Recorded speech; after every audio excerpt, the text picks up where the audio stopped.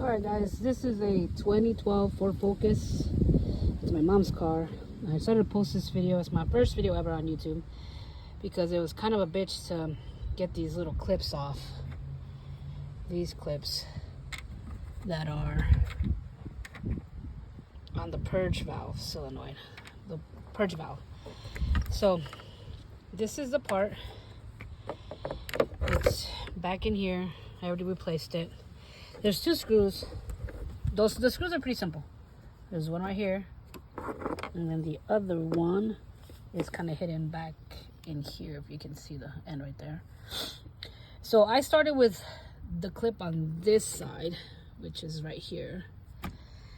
It's got these, if it's the original, it's got these clips right here. So what I did is I used this little thing to kind of push it out because it's kind of wedged into these little compartments. See that? I don't know if you can see it. They're wedged in here. There's one on this side, and then there's one on this side. So at first I was being real careful not to break it, and then I went to look at the new one. The new one comes with its own, not the same kind of clips, but some different. I think easier to handle, but. So then I was like, okay, I don't need to worry about breaking it. So I literally just took this, wedged it in there to kind of just pull it away from here because they're flush. So I just pushed it this way. Once I had some space, then I just put this under there to get some more space. And then I used this little tool and wedged it up in there and popped it out.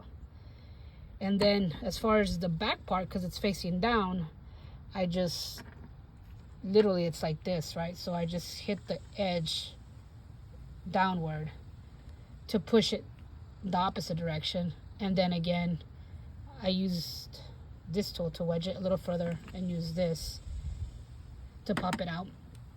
Once it was out, it was kind of stuck in there, so then I just took some needle nose. As you can see there, this one's a little mangled because I just pulled it out just as best as I could, just rammed it out.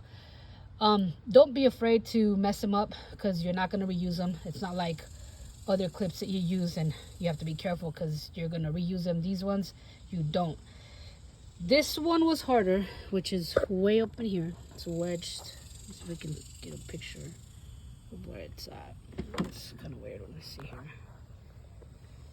It is way down there. See the gray point right there? That's where that's at. So this one was a little harder because it's hard to get to. So what I did is I got my long screwdriver and I started with the bottom clip, and I just literally just kind of pried it out, hit it on both sides, and it fell onto the ground. And then on the top one, I did the same thing as the other one. I used this little thing, kind of just wedged it up a little bit. Once I got in there, I was able to use this tool and wedge it out, and then I used my needle nose because it was stuck to pry it out or pull it out. Pretty simple. Probably took about 15 minutes to do. There wasn't a video on how to remove the clips, and I wasn't sure if they were going to break, so I figured, or we needed them, reuse them, so I figured I'd post it. But simple to do, 15 minutes or so. I bought the part for about $40, I think, from Carparts. I'll post the link on the bottom. So yeah, that's it.